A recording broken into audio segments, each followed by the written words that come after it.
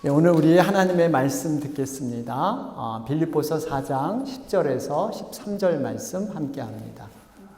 빌립보서 4장 10절에서 13절 말씀입니다. 제가 대표로 봉독해 올리겠습니다. 나를 생각하는 마음이 여러분에게 지금 다시 일어난 것을 보고 나는 주님 안에서 크게 기뻐하였습니다. 사실 여러분은 나를 항상 생각하고 있었지만 그것을 나타낼 기회가 없었던 것입니다. 내가 궁핍해서 이렇게 말하는 것이 아닙니다. 나는 어떤 처지에서도 스스로 만족하는 법을 배웠습니다. 나는 비천하게 살 줄도 알고 풍족하게 살 줄도 압니다. 배부르거나 굶주리거나 풍족하거나 궁핍하거나 그 어떤 경우에도 적응할 수 있는 비결을 배웠습니다. 나에게 능력을 주시는 분 안에서 나는 모든 것을 할 수 있습니다. 아멘. 할렐루야. 예, 오늘 우리 11월 셋째 주일로 우리가 예배를 드립니다. 우리가 다음 주일이면 여러분 추수감사 주일입니다.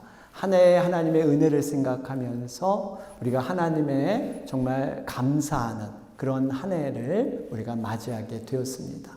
여러분들은 한 해 동안 이렇게 돌아보면서 어떤 감사들이 떠오르고 있습니까? 우리 주님께서 우리에게 말씀하실 때는 범사에 감사하라 그랬어요. 범사라는 것은 모든 일에 감사하라 이런 의미예요. 여러분, 모든 일로 인하여 감사하는 게 아니에요. 어떠한 일이 잘 되고 성공되어서 이루어진 결과 때문에 감사하는 것이 아니라 모든 일 가운데 우리가 어떠한 상황이나 형편에 있어도 모든 일 가운데 감사하라. 이것이 우리 주님의 뜻인 줄 믿습니다. 여러분, 우리가 경험해 봤지만 우리의 인생은요, 언제나 좋은 일만 일어날 수 없습니다. 그렇다고 또 어렵고 나쁜 일만 일어나느냐? 그것도 아니에요. 하나님께서 좋은 일과 어려운 일을 씨줄과 날줄을 통해서 옷감을 이렇게 짜듯이 우리의 인생도 그렇게 인도하시는 줄 믿습니다. 우리가 이렇게 하나님께서 이끄시는 이러한 영적인 원리, 이것을 우리가 깨닫게 된다면 어떠한 상황에 부딪히더라도 우리가 마음이 낙담되거나 요동하지 않아야 되는 것입니다. 왜 그럴까요? 당장 눈에 보이는 것이 좋다고 끝까지 좋은 것이냐? 그렇지 않습니다. 반면에 당장 우리가 당한 일이 힘들고 어렵다고 해서 끝까지 그렇게 어려울 것이냐? 그것도 아니에요. 여러분, 우리 자신의 인생은 한 치 앞도 내다 못 보는 것이 바로 우리의 모습이에요. 이것을 인정해야 돼요. 그러나 우리 하나님은 모든 것을 내다보시고 형통과 고난의 날들을 통해서 합력하여 선우이시는 우리 하나님, 이것을 믿음으로 볼 때 우리는 요동하지 않는 그러한 믿음으로 세워질 줄로 믿습니다. 우리가 잘 아는 고사성어, 여러분 세옹지마 아시잖아요. 세옹지마. 당장 눈앞에 좋은 일이라고 여겼는데 오히려 그 일 때문에 어려움을 겪기도 하고, 당장 눈앞에 어려움이라고 생각했는데 오히려 그것이 나중에 좋은 결과로 낳기도 합니다. 여러분, 분명한 것은 우리 하나님께서요, 우리가 때로는 원하지 않는 고난의 상황을 만나더라도 하나님의 손길이 이곳에 함께 계신다는 거예요. 우리는 당시 이유를 잘 모르지만 분명히 하나님은 고난이라는 재료를 통해서 하나님의 놀라운 선한 작품을 여러분 만들어 가실 줄로 믿습니다. 하나님은 이런 하나님이세요. 제가 예전에 정말 이 서예 붓글씨를 아주 잘 쓰시는 달인, 이 전문가를 만난 적이 있었어요. 또 붓글씨 하니까 우리 유승남 권사님 또 생각이 나는데 우리 유승남 권사님 참 붓글씨도 잘 쓰시고 손재주가 많으셔서 종이접기 뭐 만드시는 거 그저 이렇게 눈썰미가 좋으셔서 딱 보면 금세 배우셨어요. 아마 그 한국의 국전에도 이렇게 입상하셨다는 그런 말을 들었습니다. 어쨌든 간에 이런 붓글씨를 아주 잘 쓰는 이런 달인. 근데 붓글씨 쓰는 걸 봤는데 하얀 그 종이 위에 이제 먹물이죠, 먹물. 예전에는 이렇게 먹을 벼루에다가 이렇게 물을 조금 부어서 이렇게 갈아서 먹물로 이렇게 글을 썼습니다. 그런데 이 먹물이 물이 많았는지 뭐 했는지 모르지만 이 물을 너무 많이 찍어서 이 하얀 종이로 옮기는 과정에 몇 방울이 뚝뚝 떨어졌어요. 여러분, 우리 같으면 어떻게 하겠어요? 그 떨어진 종이를 싹 제끼고 새로운 하얀 종이에 아마 새로 쓰려고 할 거예요. 그런데 이분은 역시 달인이라서 달랐어요.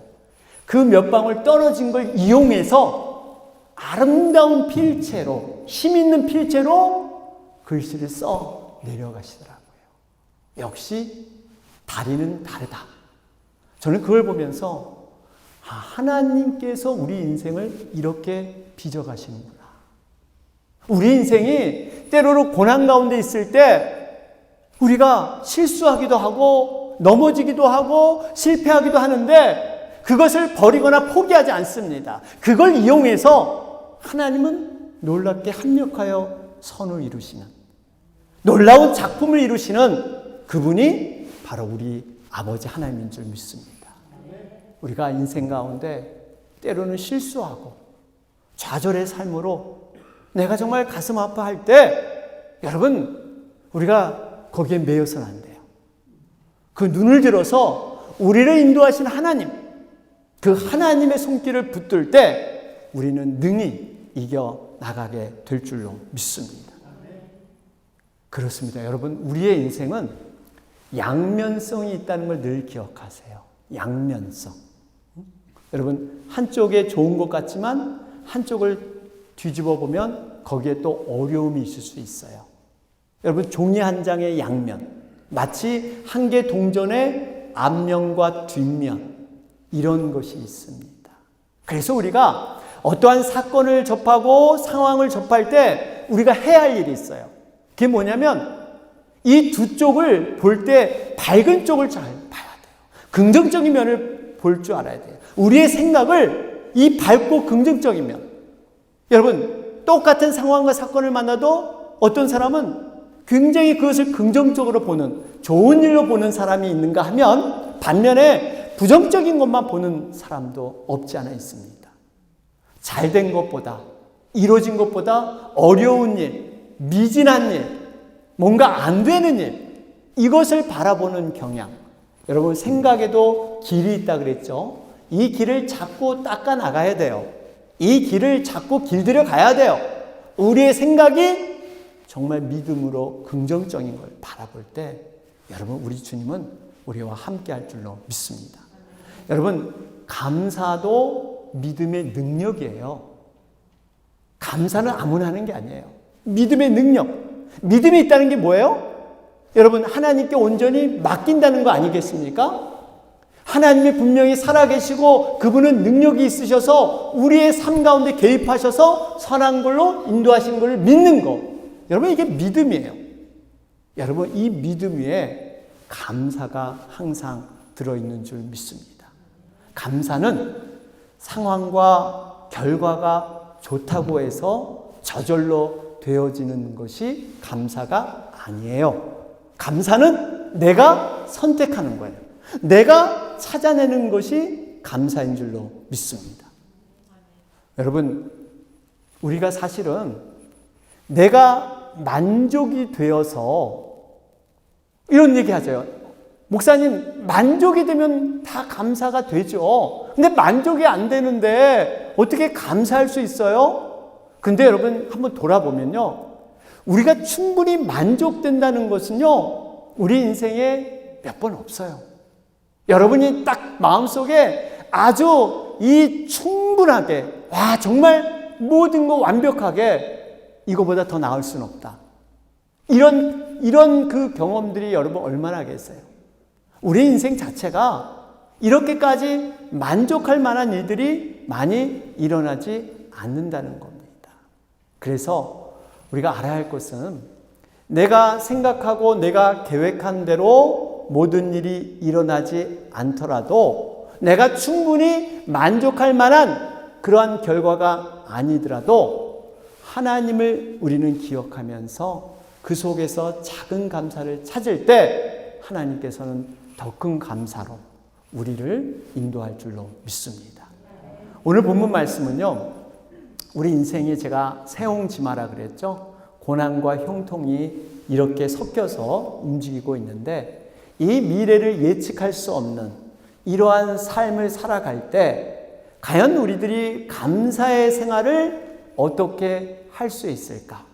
감사의 시작은 어디에서 시작되는가 하는 그 본문의 말씀을, 교훈을 우리에게 주고 있습니다. 그 원칙의 하나가 감사하기 전에 우리가 해야 될 것을 스스로 만족하는 법을 배워라. 이게 바로 스스로 만족하는 것이 두자로 자족, 이렇게 우리가 얘기할 수가 있습니다. 결국 감사는 스스로 만족할 수 있어야 감사가 시작된다는 거예요. 오늘 본문 11절 말씀을 보실까요? 여기 보니까 내가 궁핍해서 이렇게 말하는 것이 아닙니다. 나는 어떤 처지에도 스스로 만족하는 법을 배웠습니다. 여러분, 스스로 만족하는 법을 배웠다. 그러면서 오늘 본문에 아주 특별한 말씀, 우리가 너무나 잘 알고 있는 크리스찬을 대상으로 가장 기억에 남는 말씀, 가장 붙들고 싶은 좋은 말씀을 뽑으라고 한다면 아마 많은 분들이 오늘 13절 말씀을 뽑을 거예요. 13절 말씀 보면 나에게 능력을 주시는 분 안에서 나는 모든 것을 할 수 있습니다. 여러분, 얼마나 이 말씀 들을 때마다 어때요? 힘이 나요. 힘이 나. 와, 모든 거 할 수 있대. 모든 거 할 수 있대. 여러분, 이 말씀을 우리가 들으면 이런 생각이 들죠. 야, 내가 하나님 믿음 하나만 있다면 모든 걸 할 수 있다. 믿음으로 하면 불가능할 것이 없다. 내가 믿음만 있으면 하나님께서 특별한 능력을 주셔서 마치 슈퍼맨처럼 내가 모든 것, 이게 얼마나 큰 위로가 되고 소망이 되는 말씀이에요. 그런데 여러분, 이 말씀이 그냥 믿음만 있으면 그냥 초능력자가 돼서 정말 모든 것을 할 수 있을까? 이러한 뜻으로 이 말씀이 기록된 것일까? 우리가 한번 살펴볼 필요가 있습니다. 여러분, 오늘 본문 13절 말씀을 보면 나에게 능력 주시는 분 안에서 나는 모든 걸 할 수 있다. 이 모든 것이라는 뜻을 알려면 본문의 그 앞부분을 살펴봐야 돼요. 그 앞에 본문 12절과 11절이 나와 있는데 12절에 이 모든 것을 어떻게 암시하고 있냐? 바로 이렇게 하고 얘기하고 있습니다. 12절 보면 나는 비천하게 살 줄도 알고 풍족하게 살 줄도 압니다. 배부르거나 굶주리거나 풍족하거나 궁핍하거나 그 어떤 경우에도 적응할 수 있는 비결을 배웠습니다. 그러니까 모든 것은 어떤 거냐면 그 어떤 경우에도 적응할 수 있는 비결이다. 이렇게 연관을 시킬 수가 있습니다. 자, 그러면서 이 적응할 수 있는 비결과 연결되면서 11절 말씀을 보면 우리가 보면 뭐가 있냐면 스스로 만족하는 법, 스스로 만족하는 법, 이 말씀이 기록되어 있습니다.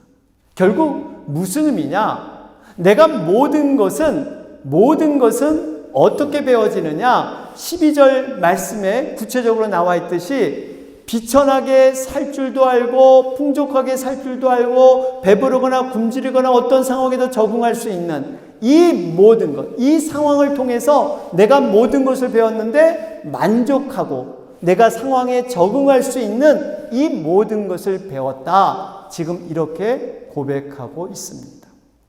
여러분, 그러니까 모든 것이란 건요, 우리가 없는 능력을 믿음이 있게 해서 만드는 것이 아니라 쉽게 말하면 자족할 수 있는 것. 내가 어떠한 상황에 처해도 마음이 요동하지 않고 평정심을 유지할 수 있는 것. 이게 바로 모든 것의 의미가 담겨 있다는 거예요. 여러분, 그러면서 이 스스로 만족하는 법은 우리가 어떻게 이룰 수 있을까? 어떻게 이룰 수 있을까요?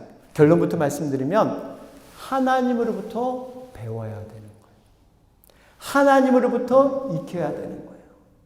모든 것을 만족하는 법은 내 스스로 나 혼자가 아니라 하나님 없이는 안 된다는 것을 말씀하고 있습니다.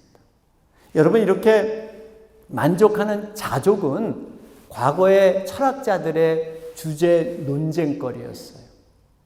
이 자족하는 법을 어떤 철학자는 금욕을 통해서, 모든 것을 하지 않고 안 하는 금욕을 통해서 이렇게 자족을 배울 수 있다.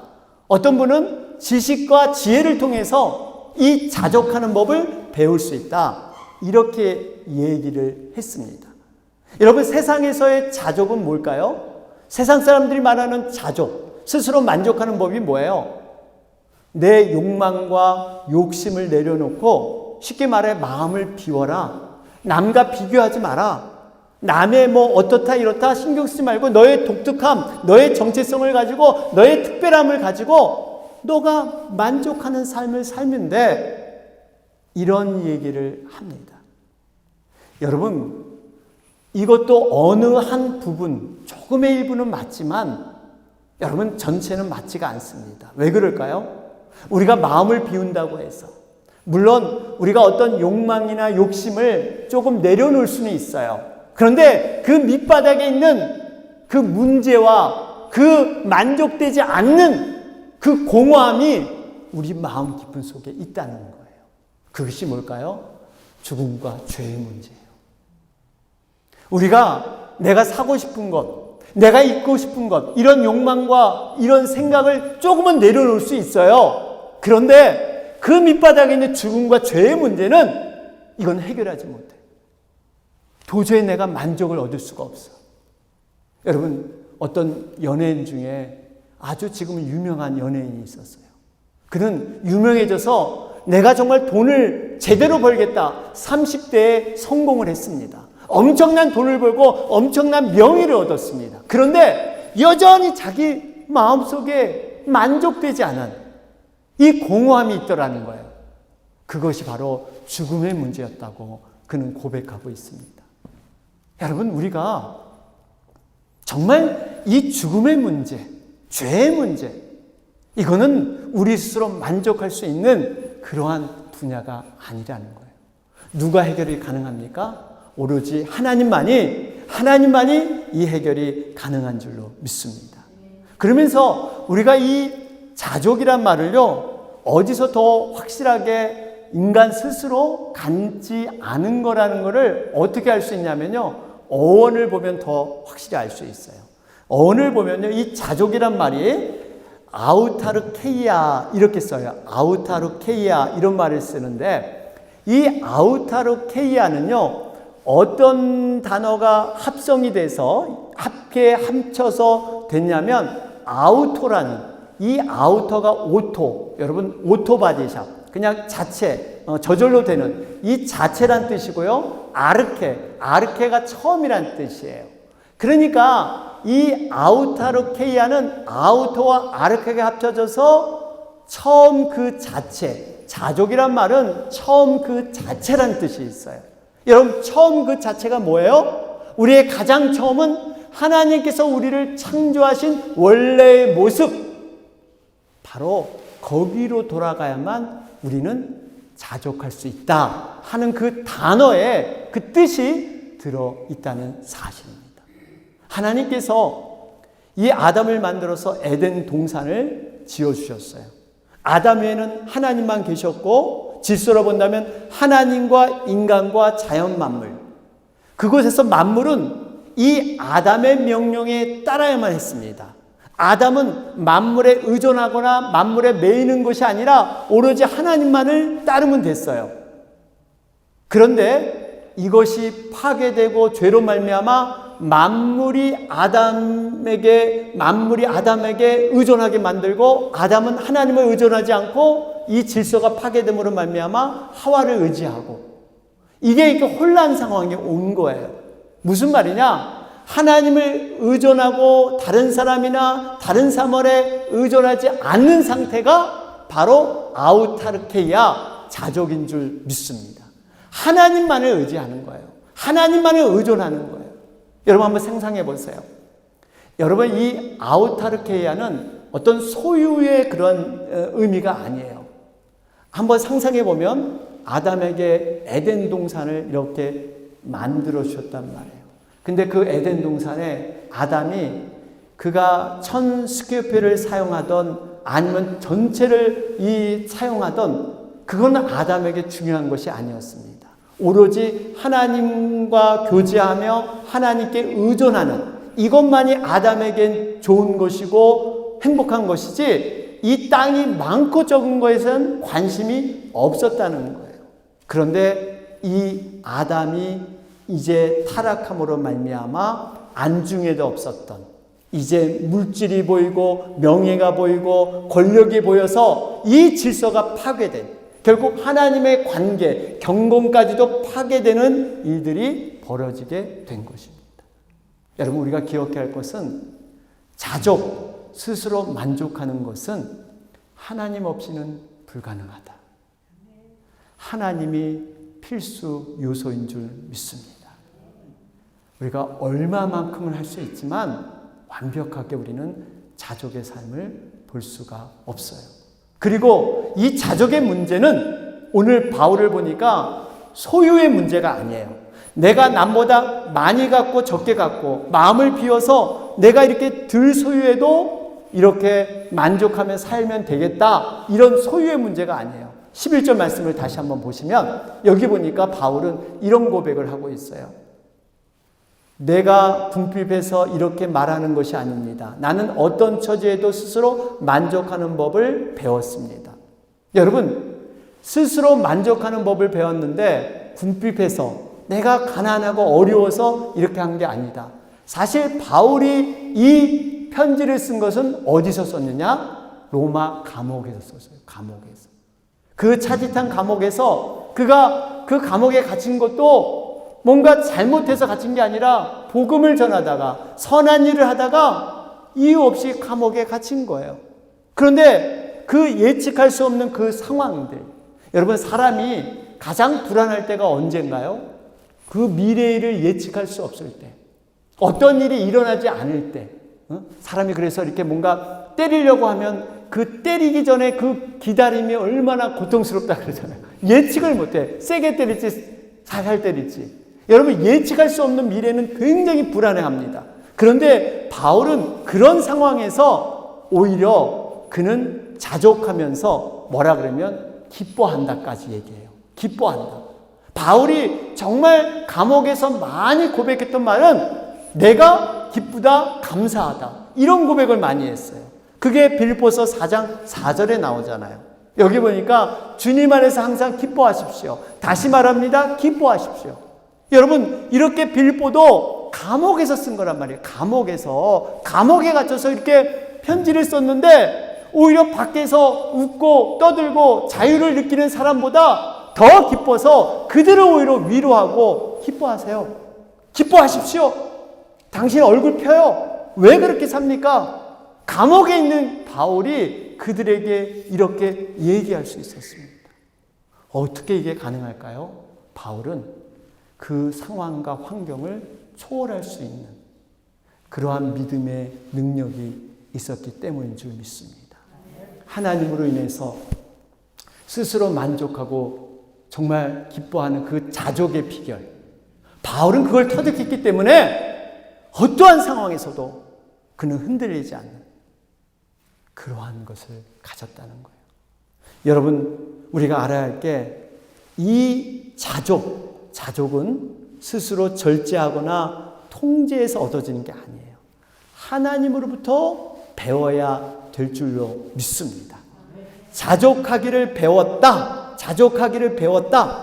여러분, 이것은 이 바울이 지금 모든 상황에서 그것을 깨쳐나간 거예요.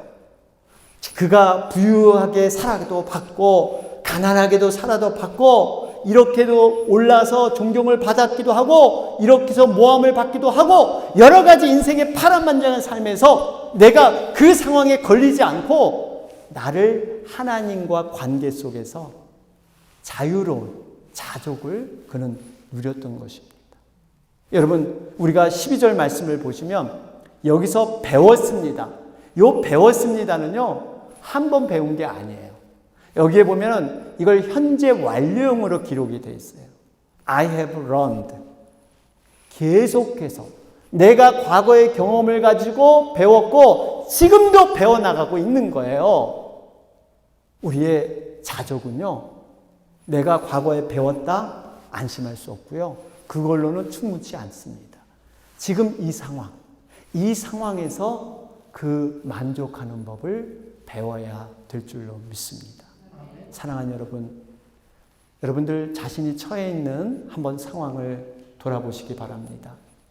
어떤 분은 나름대로 올해는 풍요로움도 있었고 나름대로 여유가 있는 이러한 생활을 이끄신 분도 계실 겁니다. 아니면 형편이 더 어려워져서 정말 지금 상황이 내 인생 가운데 가장 힘든 이러한 상황으로 여길 수도 있을 겁니다. 그러나 기억해야 할 것은 이때 우리가 자족하는 법을 배울 수 있는 좋은 기회라는 사실입니다. 바울이 그랬잖아요. 여러분, 지금이 우리가 자족을 배울 수 있는 좋은 기회예요. 지금 어려울 때 우리가 자족하지 못하면 나중에 일이 잘 풀려서 뭔가 형통하고 뭔가 번성했을 때 자족하지 못합니다. 반대로 지금 넉넉해서 내가 여기에 자족하지 못하면 내가 상황이 어려워질 때 더더욱 자족하지 못하는 자로 전락해 버릴 수 있습니다.